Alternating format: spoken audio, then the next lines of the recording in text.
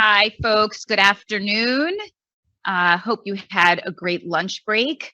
I'm just going to reintroduce Mylan Dennerstein, partner here at Gibson Dunn, and our host for the day. So, Mylan, take it away. Thank you. Well, it is my honor to be back before you for a moment. This morning, Jennifer was talking about my background, which I think is rather dull. But what I have the pleasure of doing now is talking about Judge Edwina Richardson Mendelson, who is the Deputy Chief Administrative Judge for Justice Initiatives. So, first, of course, because everything to me comes back to Sanctuary for Families. The judge was Sanctuary for Families' first lawyer. So that already tells you what a gem she is and how smart she is and what good judgment she has, because she chose to work at a place which we all believe is committed to justice and helping individuals be their best selves, which is wonderful. And now, what's even more amazing is in 2017, she was appointed to head the newly expanded New York State Unified Court System's Office for Justice Initiatives, which is a mouthful. But the bottom line is this is a pretty amazing position and very unique. I was just asking the judge if any other state had such an office, and she told me no, which makes me really happy that New York has committed to trying to make sure from the inside of its institutions, from the courts, which have so much power and so much influence, that people have meaningful access to justice in civil, criminal, and family courts, regardless of their income, background, or disability. And that is a really important and wonderful thing to be working for. And I'm proud that my state has actually put some money and some resources, and even better, a great person to lead this endeavor. The office administers a million different programs, I'm sure, which the judge will be happy to tell you all about.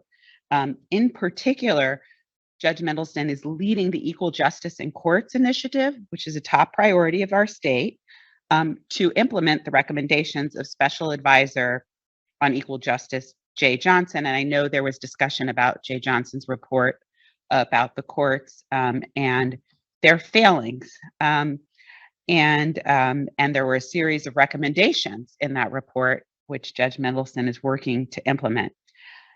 What I think is really, really great about the judge is her willingness to take this on, because it's a big deal to take on this kind of work.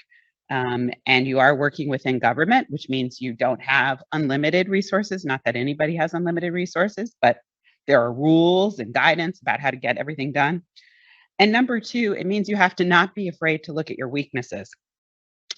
And I think that's critical, that the courts be open to the fact that they aren't doing things well all the time. They may do many things wonderfully, but I think it's equally important that we not only celebrate our strengths, but look at our weaknesses and figure out how to fix it, especially when it comes to bias and fairness, and in an institution like the courts, which is, to me, critical to any kind of democracy or where we have the rule of law. And if people feel confident in the courts, that will speak volume about the types of place it is to live. And if they don't, that also says something. And the fact that the judge is willing to deal with this, to me, my hat's off to her. And I would hope that we could all give her a really warm welcome and round of applause and thank her for her service.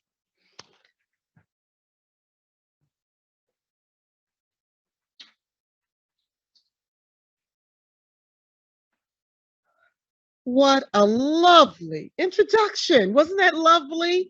from someone who I have been admiring for so very long. I'm sitting here thinking, okay, we've had a number of connections over the years, but we still have a current connection. We're both still members of the Chief Judge's Commission to reimagine the future of New York's courts. Talk about a major endeavor that one wants to tackle, perhaps, with full energy and full heart. So thank you for all you have done to make New York State and the world as wonderful as it is. I deeply appreciate that warm introduction. And I'm looking at my mentor, my friend, my colleague, Judy Kluger. There is no other.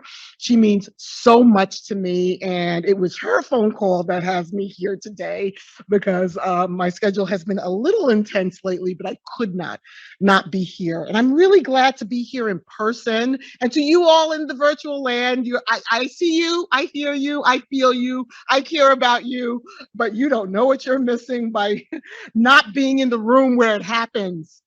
For the Hamilton fans. So I've got my stopwatch that I'm only going to start now. What I said before was free.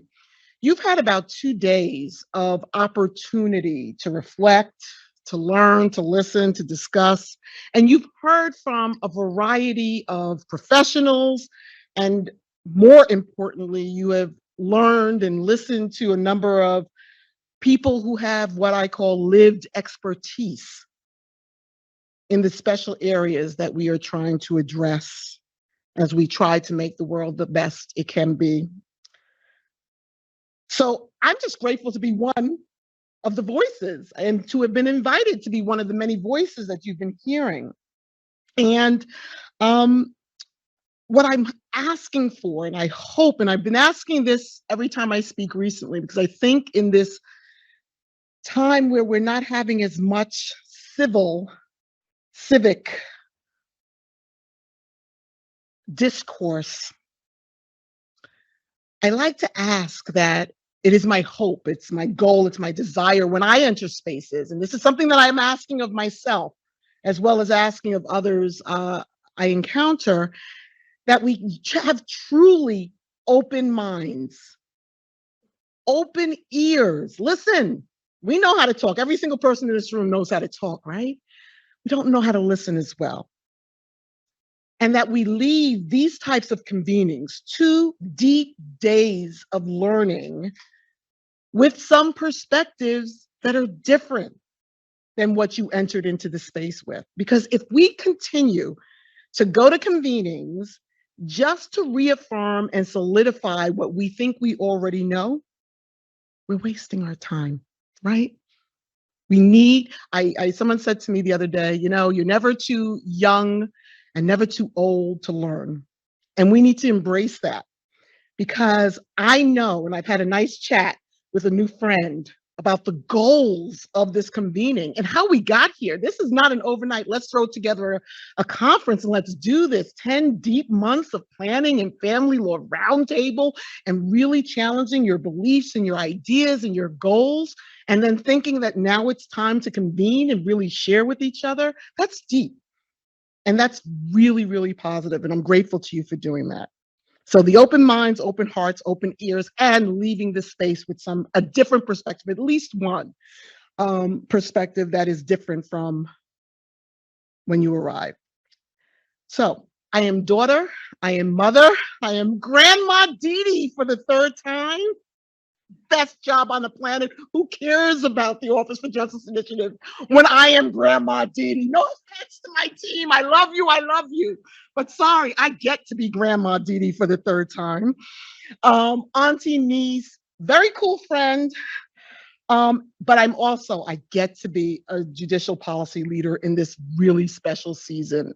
And I list my labels, and there are more. I'm a confidant, I'm a mentor. We all are a variety of things. We're never just one thing. And recognizing, and when we try to promote equity and promote diversity and meaningful diversity, you're not just putting different people in a room to say you've accomplished diversity, meaningful diversity, it makes every single space richer. And I like to remind, by giving a few of my identities as I present, reminding you that whatever it is that you are doing in the space where you are promoting justice, you're bringing all of those identities with you, and that's what makes the space richer. So, Sanctuary for Families. It was not my wisdom that got me to Sanctuary for Families. I begged Chris Michio, and she did the most ridiculous thing on the planet. I hadn't spent a minute in the family justice space. All I had was a heart and a desire to do this. And Sanctuary for Families took a chance on me, and I am rooted in everything that I have done since in what I learned during that critical point of my development. And that is what people later learned, and organizations and institutions later learned, that when we represent a client, there's no case. There is a person, there is a human. It is the whole experience of that client that we are representing and must pay attention to. We can't fix everything, but we have to know as much as we can by what? What did I talk about? Listening, that listening. I learned that at Sanctuary for Families. So for them taking a chance on me, learning about intimate partner violence, the impact of violence on one's life from that perspective, in my first family justice job, and I couldn't leave family justice, no matter what I do for a living, ever again, family justice is front and center. And if it's not present, I bring it, which is what I did with this particular job that I've been privileged to have for the last 5 years. So I began and rooted my legal practice in representing those who are harmed by intimate partner violence. And as part of my current portfolio, as I said, I can't let go of certain things. One of the things that I do as the leader for the courts of the Office of Policy and Planning, that we now call the Division of Policy and Planning, a physical office that used to be occupied by my mentor that I got to sit in her seat. In leading the Division of Policy and Planning now, which is part of my office, we oversee the 300 plus problem solving and accountability courts in New York State, including the integrated domestic violence courts and the domestic violence courts. So that connection that I continue to keep within the family justice realm is very, very important to me. As is my leadership of the Child Welfare Court Improvement Project, which is a federally operated or mandated, state operated, all 50 states and American territories must have a court improvement project. And our chief judge has allowed me to have that in my office instead of the chief judge's office where it generally is, because of my desire to ensure that in the foster care realm, child welfare realm, family justice realm, we are paying very, very close attention to that work. I see Charlotte Watson here, so I will talk about the Family Violence Task Force and other domestic violence work. There are many ways those of us in the courts who are interested in improving ourselves and improving our system in the space of violence and intimate partner violence, domestic violence, can find a way to become educated and to learn more and to do more. And I have been taking advantage of those opportunities, as do many others. But since even with my roots in Sanctuary for Families and representing those who are harmed by intimate partner violence, since beginning there, I have represented in the family courts and in the family justice system every single perspective. And as a judge, presiding over every single perspective that we see in our family courts, learning once again, even in every space and in every position, that whole role. When we think about the role of the attorney, and I'm thinking a lot about the role of the attorney as we have failed to pay our assigned counsel attorneys the living wage that they deserved. I was an assigned counsel attorney for 10 years. And not being paid a living wage. And we're back here again, regrettably, and we're hoping for a permanent solution to that. When I was that zealous advocate representing everyone with my roots in Sanctuary, where I learned so much, it was the role of attorney as counselor. That people think it's that courtroom, TV, Judge Judy. Oh, do I have Judge Judy stories for you offline? Nobody can say they went into premature labor weeks early while on trial before Judge Judy. And what she said to me, that'll be offline. I love her. But back then and today, the role of attorney as counselor, it's not that courtroom thing that our friends and family see on TV and think is what the justice is. It is the time spent in consultation and in counseling and listening to be able to counsel the whole human that we are called upon to represent. Equal justice in the courts. I'm going to stop, not talk for very long because I do want to receive questions. I'm told I should leave time for questions. I don't know what you've been told, but I'll just throw it out there. New York did what no other state did. We're talking about the season of George Floyd. We're all horrified, literally witnessing on our devices a life taken in a way that challenges every single notion of justice. The institutions of justice nationally have to reckon, right? And that's what's going on during George Floyd's time, that time of George Floyd and other names, too many to name, regrettably. At the same time, internally within the courts, we had our own and continue to have some significant issues with our court employees, court family, displaying on social media deeply racist and misogynistic depictions and sharing it with each other. This is at the same time as George Floyd. Only one incident made it to a newspaper. And Chief Judge DiFiore and chief judges all over the country being asked, respond, do something, comment, act, react. Judges don't do that. There's a question about whether ethically judges should do that. Judges did that, right? There were chief judges in some other country, other states, issuing the entire panel of the chief highest court bench, issuing a statement promoting in support of equal justice. Chief Judge DiFiore was asked to make a statement immediately. She knew she would, but she also said that wasn't enough to issue a statement. She says, you know what? I'm going to do something else. And so she asked Secretary Johnson, and she is impossible to say no to. So when she asked, he didn't say no, to come in and assess our courts. And that's what is unique. Secretary Johnson said, I'm going to tell the truth about what I see, and it may be painful. And Judge DiFiore said, bring it on. And after the report, this 100-page painful to read report that I commend you to read the entire point, not just the sound bites that are good sound bites, but read the entire report. Secretary Johnson said he was going to call it as he saw it, he and his wonderful team, and they did. And the next step, though, is one thing to issue a report. Reports are on, I have many reports on my shelves. Secretary Johnson's report will never be there. It'll be on my phone, it'll be printed in a million different places, and it will be alive, but because of what it has led to. We embraced Chief Administrative Judge DiFiore, Chief Judge DiFiore, and Chief Administrative Judge Lawrence Marks immediately embraced and said, tell me everything you find and we will respond. And the response was, we embrace it. We embrace criticism. We embrace constructive criticism. We embrace hearing what we can do better. But Secretary Johnson strayed from his mandate in only one way.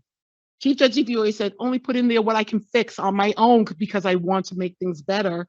And he admits, and he says this, and we present it together because he is still active in the equal justice space.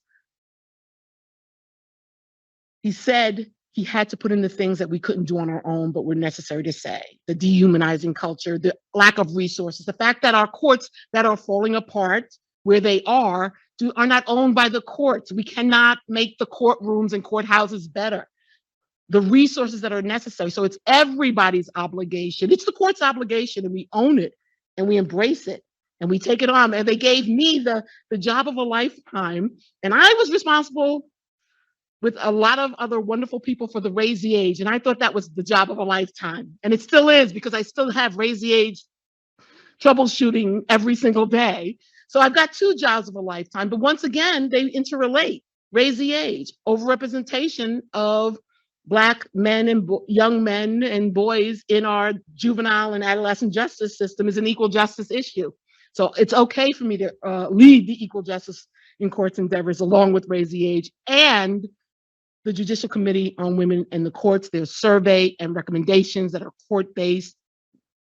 That's all our equal justice work and our obligation to address. But we need your help, and that's my point. And that's my ask. And as a judge, when there is an ask, even when I'm smiling, that's a court order. right? And my ask is that you walk with us, tell us how we're doing. We've got equal justice committees all over the state, and specifically in New York City Family Court, every supervising judge is leading that and embracing that on top of all of their doing to make the courts the best they can be. Join us in this endeavor. Help us to make the courts the best they can be for the people who are serving in the courts and toiling in the courts, and more importantly, for the people we are privileged to serve. So thank you. I'll stop there.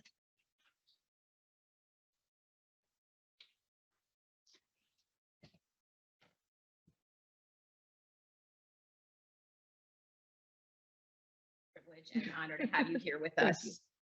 Thank you. All right. Judge Mendelson.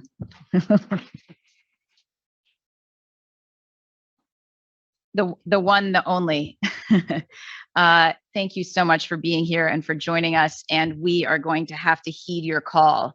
I do believe we have some folks in the room who are on those equal justice committees. I know Carla George is in the Bronx. Am I right? I am right. Yes. And I bet you there's a couple others here too. So thank you for inspiring us and being here with us.